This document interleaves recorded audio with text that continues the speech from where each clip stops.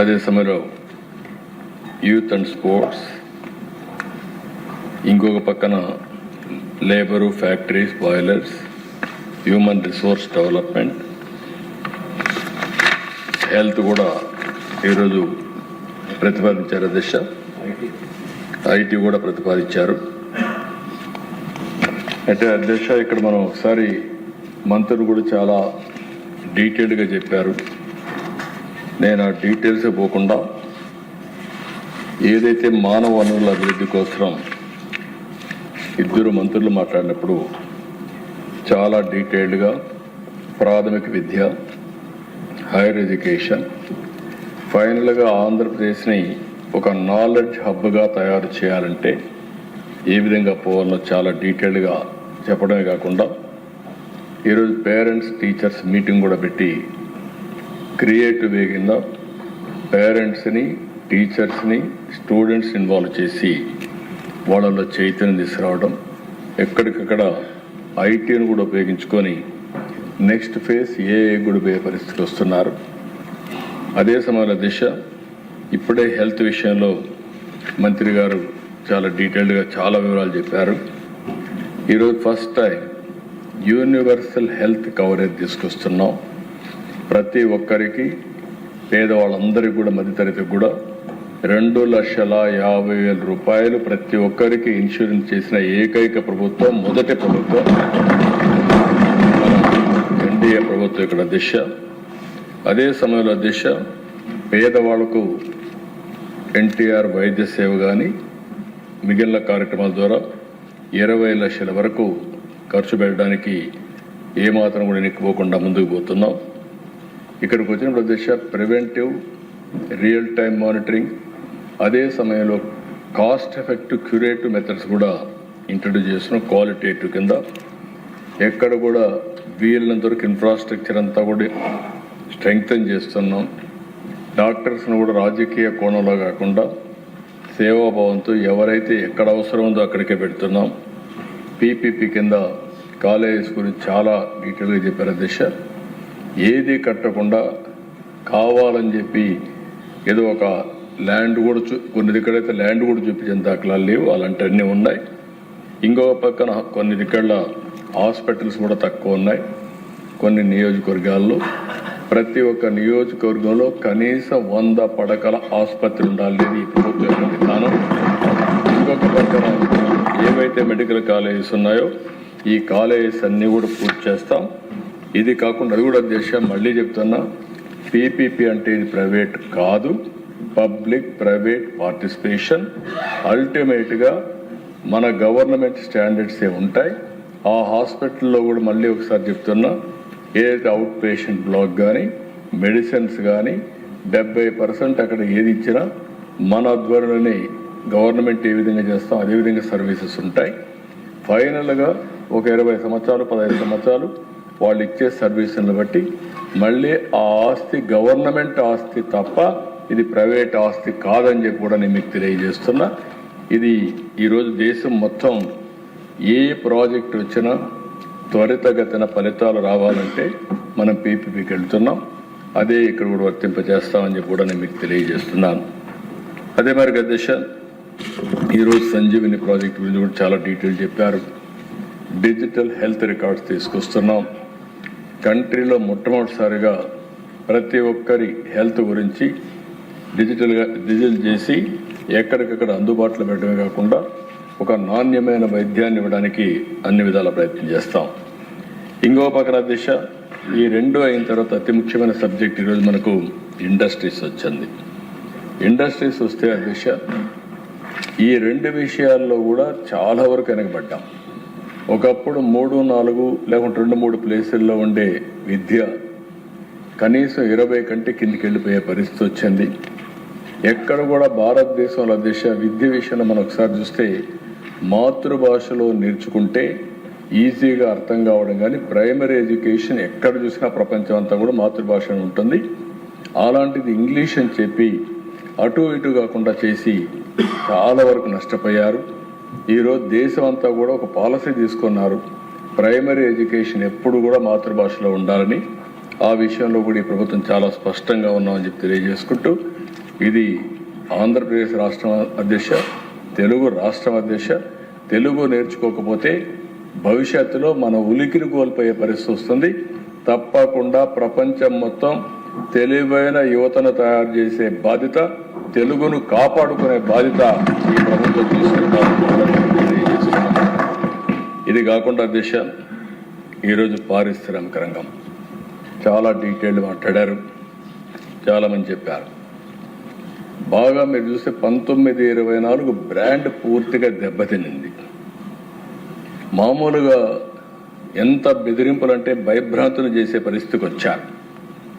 రాష్ట్రాన్ని వీడిపోతూ జాకీ, అమర్ రాజా, లూలు, ఫార్చ్యూన్ 500 కంపెనీస్లో ఒకటినటువంటి Franklin Templeton ఇలాంటివన్నీ కూడా రాష్ట్రాలు వదిలిపెట్టిపోయే పరిస్థితికి వచ్చారు. మళ్ళీ వాళ్ళు ఒక మాట కూడా అన్నారు, మళ్ళీ ఈ రాష్ట్రంలో ఆనాటి ప్రభుత్వం వైసీపీ ఉన్నంత వరకు ఈ రాష్ట్రానికి తిరిగి రామని చెప్పి మళ్ళీ వెళ్ళారు. అలాంటి పరిస్థితుల్లో మీరు ఒకసారి ఆలోచిస్తే దేశ బ్రాండ్ పోతే చాలా కష్టం. అలాంటి నెగటివ్ ఇమేజ్ క్రియేట్ చేసే పరిస్థితికి వచ్చారు. ఇంకొక పక్కన దేశ ఆర్బీఐ మొన్నే ఒక పబ్లికేషన్ ఇచ్చారు. అందులో మీరు చూస్తే 1920లో ఆంధ్రప్రదేశ్లో 16,924 పరిశ్రమలుంటే 23-24కి 16,011కు తగ్గిపోయినాయి. అంటే ఎక్కడన్నా ఉంటే ఎంఎస్ఎంఈలు కొన్ని పెరుగుతాయి, కానీ 913 కంపెనీలు తగ్గిపోయే పరిస్థితి వచ్చాయి, మూతబడే పరిస్థితి వచ్చింది. ఈ రిపోర్ట్ కూడా RBI hand book of statistics on Indian states రిపోర్ట్లు చాలా స్పష్టంగా మెన్షన్ చేసే పరిస్థితికి వచ్చారు. మన రాష్ట్రంలో చదువుకున్న విద్యార్థుల కొరత లేదు, వీళ్ళంతా వేరే రాష్ట్రాలకు పోయే పరిస్థితి వచ్చారు. కొంతమంది ఉద్యోగం లేకుండా మీరు ఒకసారి ఆలోచిస్తే గంజాయి, డ్రగ్స్ ఇలాంటిది కూడా నిర్వీర్యమయ్యే పరిస్థితికి వచ్చారు. ఒక్క డిఎస్సి 5 సంవత్సరాల్లో పెట్టలేదు. ఒక్క డిఎస్సి పెట్టకుండా మేము విద్యా ప్రమాణాలు పెంచేసామని మోసం చేసే పరిస్థితికి వచ్చారు. పోలీసులో ఒక కానిస్టేబుల్ ఉద్యోగం క్రియేట్ చేసిన దాఖలాలు లేవు. ఈరోజు మీరు ఆలోచిస్తే దిశ ఇవన్నీ మళ్ళీ 1 by 1 ఆ రోజు ఒక మాట చెప్పాం, 20 లక్షల ఉద్యోగాలు కల్పిస్తామని మాట ఇచ్చాం.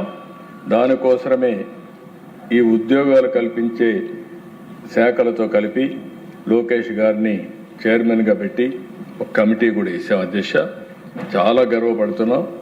ఈరోజు ఆ కమిటీ చాలా బాగా పనిచేస్తున్నారు, ఆఫీసర్స్ పూర్తిగా సహకరిస్తున్నారు. ఒకప్పుడు ఈజ్ ఆఫ్ డూయింగ్ బిజినెస్ అంటే దానికి చిరునామాగా ఆంధ్రప్రదేశ్ ఉంది.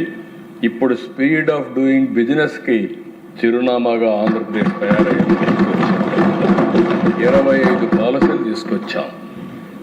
ఒక్క ఇండస్ట్రీస్ కామర్స్లో 11, విద్యుత్ రంగంలో 1, IT electronics 9, infrastructure and investment 2, youth advancement and టూరిజంలో 3 కొత్తగా పాలసీలు తీసుకొచ్చాం. ఫస్ట్ టైం టూరిజానికి ఇండస్ట్రీ స్టేటస్ ఇచ్చాం. దీనివల్ల దేశ ఈరోజు మీరు చూస్తే 175 నియోజకవర్గాల్లో 175 ఇండస్ట్రియల్ పార్కులు పెడుతున్నాం. ఇంకొక పక్కన ఇన్సెంటివ్స్, ఎప్పటి నుంచో బకాయి ఉన్నటువంటి ఇన్సెంటివ్స్ అన్ని క్లియర్ చేసాం కొంతవరకు. ఇంకొక పక్కన ఎస్సీ ఎస్టీలకి మొత్తం 11,451 మందికి 270 కోట్ల రూపాయలు ఇన్సెంటివ్స్ బకాయిలుంటే అవి కూడా క్లియర్ చేసే పరిస్థితికి వచ్చాం. మొన్నే విశాఖపట్నంలో పార్ట్నర్షిప్ సబ్మిట్ పెట్టాం. 15 రంగాల్లో 613 ఒప్పందాలు వచ్చాయి. 13,25,000 కోట్ల పెట్టుబడులు వచ్చాయి. ఇవన్నీ మెటీరియలైజ్ చేయగలిగితే 16 లక్షల మందికి ఉద్యోగాలు వస్తాయని చెప్పి కూడా నేను మీకు తెలియజేస్తున్నాను. అధ్యక్ష, ఈరోజు ఈ ప్రభుత్వం ప్రోయాక్టివ్గా తీసుకున్న తర్వాత మీరు చూస్తే ఒక్క ఎంఎస్ఎంఈల్లో 2,48,906 మందికి ఉద్యోగాలు వచ్చాయి. స్కిల్ డెవలప్మెంట్ ఇంటర్వెన్షన్ పెట్టి జాబ్ ఫేర్స్ పెడితే 1,46,627 మందికి వచ్చాయి. ఇండస్ట్రీ 95,174 మందికి వచ్చాయి. ఫుడ్ ప్రాసెసింగ్ 64,035 మందికి వచ్చాయి.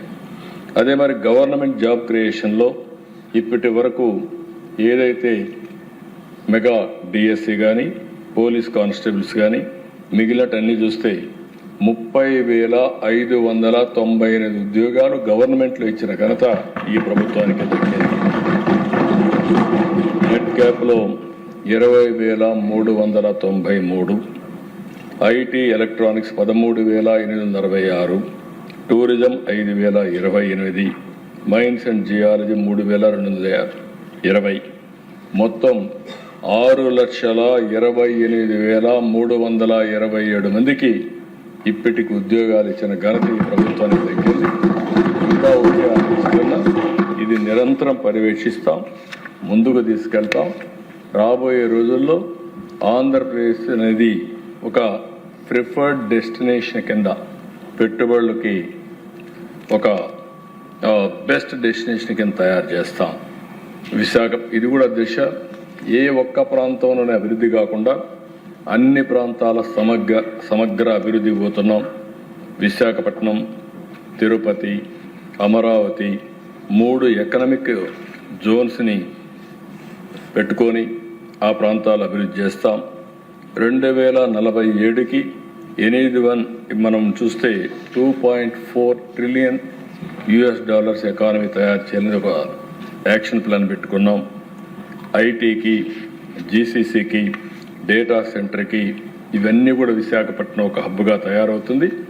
ఈరోజు మనం తీసుకున్న పాలసీలు మీరు ఆలోచిస్తే దిశ విశాఖపట్నానికి మొన్న ఈ 20 నెలల్లో ఎవరు ఊహించినటువంటి పెట్టుబడులు అక్కడికి వచ్చాయంటే అది ప్రభుత్వం చూపించిన చొరవ. అదే మరి అమరావతిని ఒక క్వాంటమ్ సిటీ కింద, నాలెడ్జ్ సిటీ కింద ఇక్కడ తయారు చేస్తాం.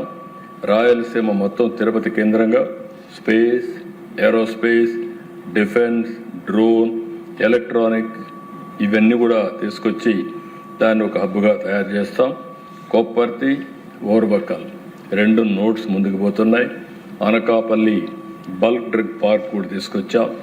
ఇవి కాకుండా మీరు ఒకసారి ఆలోచిస్తే దిశ ఇప్పటి వరకు ఈ ప్రభుత్వం చాలా వరకు ఇన్వెస్ట్మెంట్లు మీరు చూస్తే పెద్ద పెద్ద ఇన్వెస్ట్మెంట్లు, రిఫైనరీ అండ్ పెట్రోకెమికల్స్, BPCL 1,00,000 కోట్ల రూపాయలతో 12,000 మంది employment, direct and indirect employment వస్తుంది. దగ్గర 1,00,000 కోట్ల రూపాయలతో పెట్టుబడితో BPCL రామాయంపట్నంలో పెడుతున్నారు. అదే సమయంలో data centre and AI Google 87,520 కోట్లు. ఇది లార్జెస్ట్, అంటే దగ్గర $15 బిలియన్ ఆఫ్టర్ ఎకనామిక్ రిఫార్మ్స్.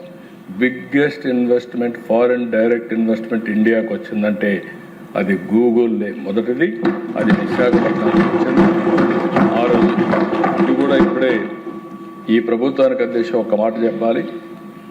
ఈరోజు ఇక్కడ ఉండే NDA మెంబర్స్ అందరినీ మీరు చూస్తున్నారు.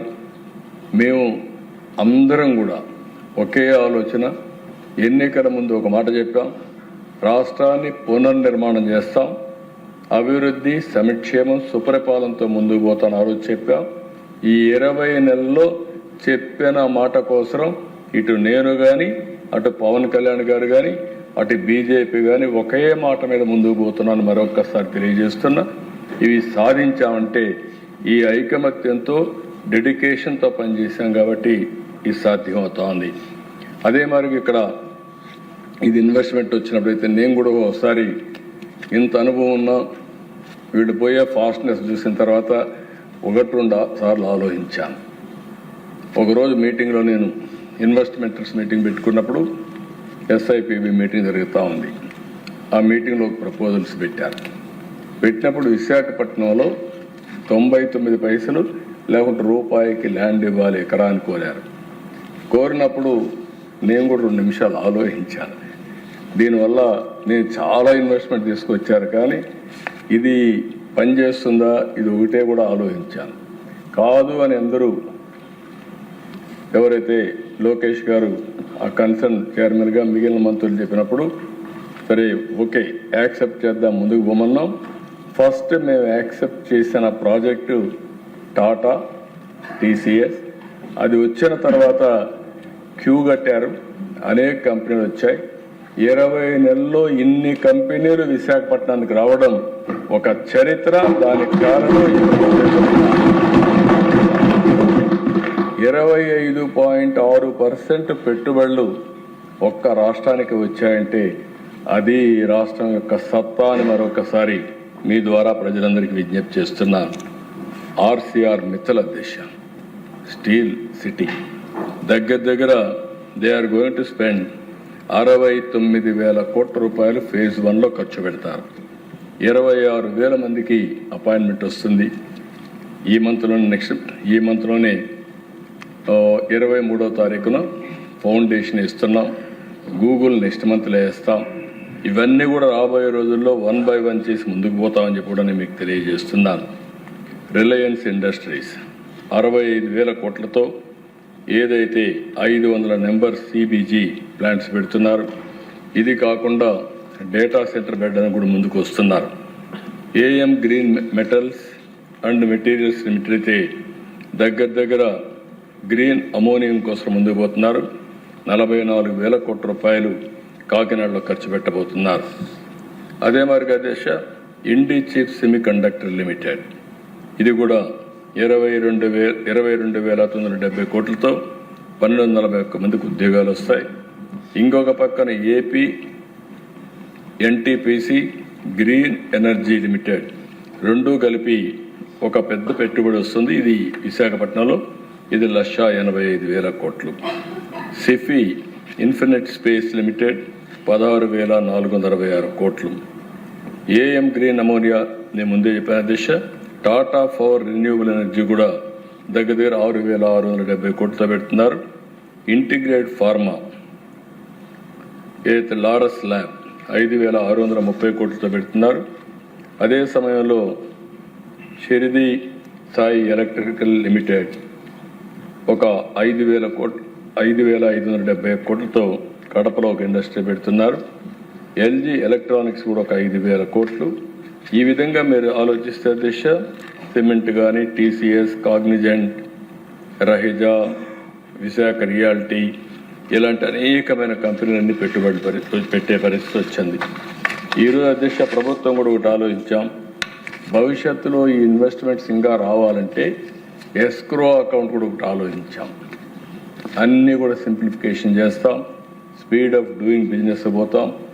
ఎవ్వరు కూడా ప్రభుత్వం దగ్గరికి వచ్చే పని లేకుండా వాళ్ళకి ఇవ్వాల్సిన ఇన్సెంటివ్స్ కూడా ఆన్లైన్లో టైం ప్రకారం ఇచ్చే విధంగా ఎస్క్రో అకౌంట్ కూడా తొందరలో తీసుకొస్తామని చెప్పి ఇదన్నీ అయిన తర్వాత దిశ ఈరోజు ఇంకో పక్క చూస్తే టూరిజం ఇప్పుడే మంత్రి గారు చెప్పారు. ఇది ఈ ప్రభుత్వానికి ఫస్ట్ ప్రియారిటీ. మన విధానం అతిథి దేవోభవ అనేది మన విధానం. ఆత్మీయతకి మనకంటే మించిన వాళ్ళు లేరు. ఆంధ్రప్రదేశ్లో ఉండే దేవాలయాలు దేశంలో ఎక్కడా లేవు. ఎక్కువ పిలిగ్రిమేజ్ వచ్చే రాష్ట్రం మంది. ఇంకొక పక్కన దేశం బ్యూటిఫుల్ వాటర్ ఫాల్స్ ఉన్నాయి. ఇంకొక పక్క గ్రీనరీ ఉంది, ఫారెస్ట్లు ఉన్నాయి. ఇవన్నీ కూడా మన రాష్ట్రంలో ఉండే ప్రకృతి సౌందర్యానికి లోటు లేదు. దీన్ని కరెక్ట్గా ఉపయోగించుకుంటే మనం ఎంతో ముందుకు పోయే పరిస్థితికి వస్తుంది. అందుకనే ఈరోజు క్యాపిటల్ సబ్సిడీనే కాకుండా SGST రీఎంబర్స్మెంట్, స్టాంప్ డ్యూటీ మినహాయింపు ఇవన్నీ కూడా భూ కేటాయింపులు చాలా ట్రాన్స్పరెంట్గా ఇస్తున్నాం.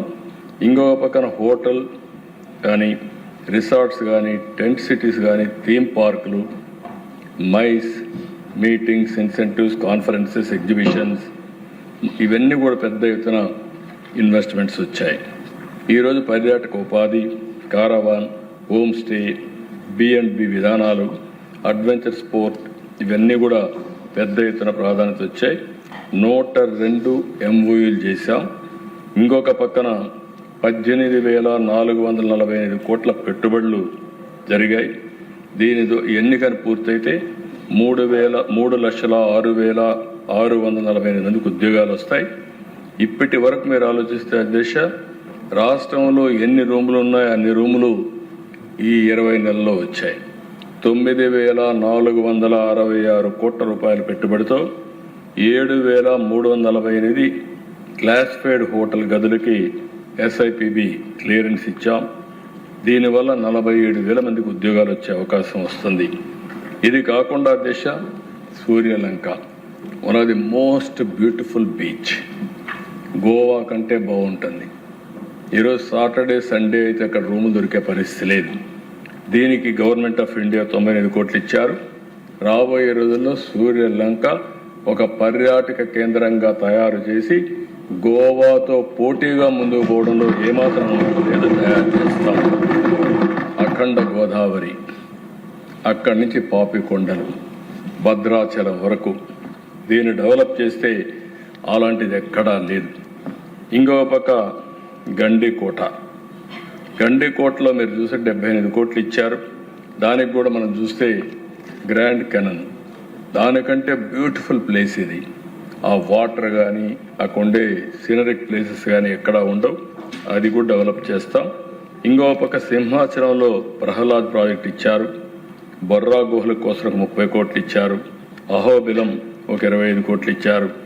ఇవన్నీ కూడా నాగార్జునసాగర్లో బౌద్ధ సర్క్యూట్ డెవలప్ చేస్తున్నాం. ఫైనల్గా దశ ఇవే కాకుండా క్రూజులు కానీ, కారవాన్లు కానీ, టెంట్ సిటీస్ కానీ, హౌస్ బోట్లు కానీ ఇవన్నీ కూడా అందుబాటులో తీసుకొస్తున్నారు.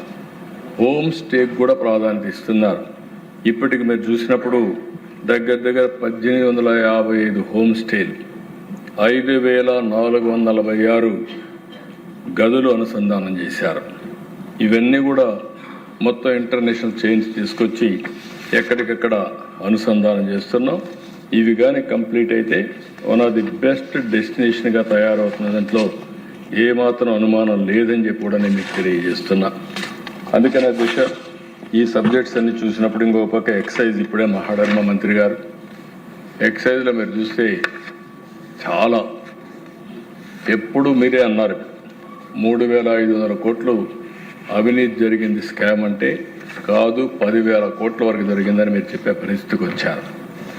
మామూలుగా దేశ బిగ్గెస్ట్ స్కామ్ ఎంత కూడా మీరు ఇంకో పక్కన చూస్తే డిస్టిలరీస్ అన్ని హస్తగతం చేసుకోవడం, హోల్సేల్ అంతా కూడా వాళ్ళే ఆపరేట్ చేయడం, ట్రాన్స్పోర్ట్, షాపులు మొత్తం కూడా ఎక్కడ కూడా డిజిటల్ కరెన్సీ ఉంటే డిజిటల్ కరెన్సీ కూడా లేకుండా మొత్తం ఇష్టానుసారంగా చేసే పరిస్థితికి వచ్చారు. ఫస్ట్ ఒక క్యాబినెట్ సబ్ కమిటీ కూడా వేసుకుని ప్రక్షాళన స్టార్ట్ చేశాం. నేను ఒకే మాట చెప్పాను, ప్రజల ఆరోగ్యం ముఖ్యం. ఒకప్పుడు వేరే బ్రాండ్లు ఈ రాష్ట్రంలో ఉండేటి కాదు, ఓన్ బ్రాండ్స్ బట్టి వ్యాపారాలు చేశారు.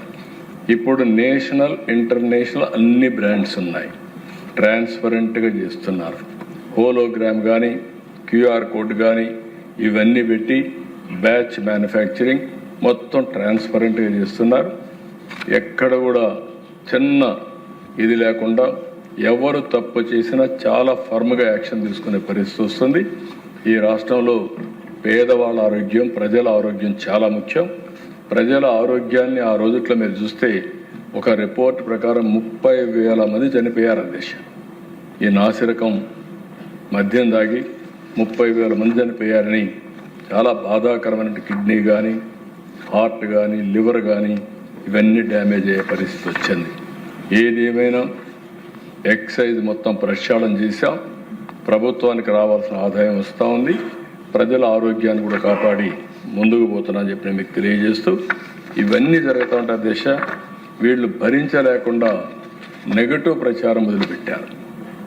ఏదో ఈ రాష్ట్రంలో కొంతమంది పెట్టుబడులు పెట్టాలంటే విముఖత చూపిస్తున్నారు అని కూడా మాట్లాడే పరిస్థితికి వచ్చారు. ఏమి విముఖత చూపారు. ఒకటే చెప్తున్నా, Andhra Pradesh is a brand. NDA ఉన్నంత వరకు ఇక్కడ ప్రతి ఒక్కరు కూడా క్యూ కడుతూ పెట్టుబడి పెడతారు తప్ప ఫస్ట్ ఏదైనా ఉందంటే ఆంధ్రప్రదేశ్ రాష్ట్రమే దానికి చిరునామా. అది నిరూపించాం. 3 సార్లు ఇప్పటికే సిఐ కాన్ఫరెన్స్లు పెట్టాం, దావోస్కి వెళ్ళాం. ప్రతి ఒక్కరిలో కూడా ఒక నమ్మకాన్ని కల్పించాం. నెక్స్ట్ లెవెల్ కూడా తీసుకుపోతామని తెలియజేసుకుంటూ ఈ ప్రభుత్వం ఆలోచన ఒకటే, ఎట్టి పరిస్థితుల్లో మానవ వనరుల్లో దేశానికే కాకుండా ప్రపంచానికే ఒక దిక్సూచిగా ఉంటాం. నాలెడ్జ్ ఎకానమీకి నాంది పలుకుతాం. మీరు అనుకున్న విధంగా దిశ ఈరోజు మీరు చూస్తే ఏఐ అనే కొందికి ఒకప్పుడు ఐటీతో స్టార్ట్ చేశాం. ఈసారి ఏఐ, దానికి చిరునామా Visakhapatnam. AI data centre, biggest data centre beginning మాత్రం ఇది. ఇలాంటివి దగ్గర 5 గిగావాట్ వరకు డేటా సెంటర్లు వచ్చే అవకాశం వస్తుంది. రెండోది క్వాంటమ్ కంప్యూటర్. అందరూ మాట్లాడుతున్నారు. ఇండియాలో ఫస్ట్ క్వాంటమ్ కంప్యూటర్ అమరావతికి వచ్చింది. అమెరికాలో సిలికాన్ వ్యాలీ ఉంది, ఇండియాలో క్వాంటమ్ వ్యాలీ ఉంది.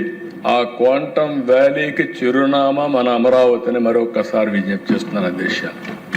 రాయలసీమలో స్పేస్ సిటీ ఏర్పాటు చేస్తున్నాం, డ్రోన్ సిటీకి వెళ్తున్నాం, ఎలక్ట్రానిక్ సిటీ పెడుతున్నాం, ఏరోస్పేస్ పోతున్నాం. ఏది వచ్చినా కూడా నెక్స్ట్ లెవెల్ ఆఫ్ టెక్నాలజీ కూడా అడాప్ట్ చేసుకొని ముందుకు పోతామని తెలియజేసుకుంటూ, ఈ ప్రభుత్వ ఆలోచన ఒకటి, 20 లక్షల ఉద్యోగాలు ఇప్పిస్తామని చెప్పాం. 20 లక్షలే కాదు, 20 లక్షల ప్లస్ వస్తాయి తప్ప ఒక్క ఉద్యోగం కూడా తగ్గే పరిస్థితి ఉండదని చెప్పి తెలియజేస్తున్నా. అందుకే ఒక మాట చెప్పాం, 1 ఫ్యామిలీ 1 ఆంటర్‌ప్రెన్యూర్. ఇక్కడ ఉండే మెంబర్స్ ఉందని కోరుతున్నాం, మీ నియోజకవర్గాన్ని ఒక ఆదర్శంగా తీసుకుని ఎంఎస్ఎంఈలు మీరు ప్రోత్సహించాలి. ప్రతి ఒక్కరిని ఆంటర్‌ప్రెన్యూర్గా తయారు చేయాలి. రతన్ టాటా ఇన్నోవేషన్ హబ్ పెట్టాం, అది అమరావతిలో పెట్టుకున్నాం. 5 జోన్స్లో 5 స్పోక్ మోడల్ పెట్టాం. విశాఖపట్నం, రాజమండ్రి, విజయవాడ, అదే మరి తిరుపతి, అనంతపూర్. ఈ 5 జోన్లో కూడా ఒక ఇండస్ట్రీని లీడ్ చేయమంటున్నాం. ఒక నాలెడ్జ్ పార్ట్నర్గా ఒక యూనివర్సిటీని పెట్టాం. ఇంకొక పక్కన అక్కడ వెంచర్ క్యాపిటల్ కానీ బ్యాంకులు కానీ వాళ్ళందరూ సహకారం తీసుకుంటున్నాం. అల్టిమేట్గా ఒకే ఆలోచన, ఆ ఆలోచన 1 ఫ్యామిలీ 1 ఆంటర్‌ప్రెన్యూర్. ప్రతి ఒక్క ఇంట్లో ఒక పారిశ్రామికవేత్త తయారు చేయాలని, ఎంఎస్ఎంఈని తయారు చేయాలనే ఉద్దేశంతో ముందుకు పోతున్నానని చెప్పి తెలియజేసుకుంటున్నా. రెండోది కూడా దిశ, మనం వద్దన్నా అవునన్నా రాబోయేది ఏఐ ఉపయోగించుకుంటాం, ఆర్టిఫిషియల్ ఇంటెలిజెన్స్ ఉపయోగించుకుంటాం. అందుకే 1 ఫ్యామిలీ 1 ఏఐ యూస్ కేస్ అయినా వాడుకోవాలి, లేకపోతే యూస్ కేస్ అయినా తయారు చేయాలి. ఇది కూడా మనం తయారు చేయగలిగితే ప్రపంచంలో వచ్చే అవకాశాలని మనం అందిపుచ్చుకునే అవకాశం వస్తుంది. ఈ ఉద్దేశంతో మనం ముందుకు పోతూ ఈరోజు మీకు ప్రవేశపెట్టిన ఈ డిమాండ్స్ అన్నీ కూడా ప్రజలందరూ సద్వినియోగం చేసుకోవాల్సిందిగా అందరినీ కోరుకుంటూ, మళ్ళీ చెప్తున్నా, మానవ వనరులు అభివృద్ధి చేస్తాం. ప్రతి ఒక్కరికి ఉపాధి కల్పించే బాధ్యత, బెస్ట్ ఎంప్లాయ్మెంట్ కల్పించే బాధ్యత, అనునిత్యం నైపుణ్యం ద్వారా స్కిల్ డెవలప్మెంట్ చేసుకుంటూ ముందుకు పోతామని తెలియజేసుకుంటూ ఈ అవకాశాన్ని ఇచ్చిన మీకు నమస్కారాలు, ధన్యవాదాలు. ఇప్పుడు నిధుల కొరకు అభ్యర్థనపై ఓటింగ్ జరుగుతుందండి. 36వ అభ్యర్థన కింద పరిశ్రమలు, వాణిజ్యం, పెట్టుబడి శాఖకు 4,444 కోట్లు 44,25,000 రూపాయలు మించిన సొమ్మును ప్రభుత్వానికి మంజూరు చేయాలి. అలాగే 37వ అభ్యర్థన కింద పర్యాటక, కళలు, సంస్కృతి శాఖకు 294 కోట్లు 61,81,000 రూపాయలు మించిన సొమ్మును ప్రభుత్వానికి మంజూరు చేయాలి. అదేవిధంగా 6వ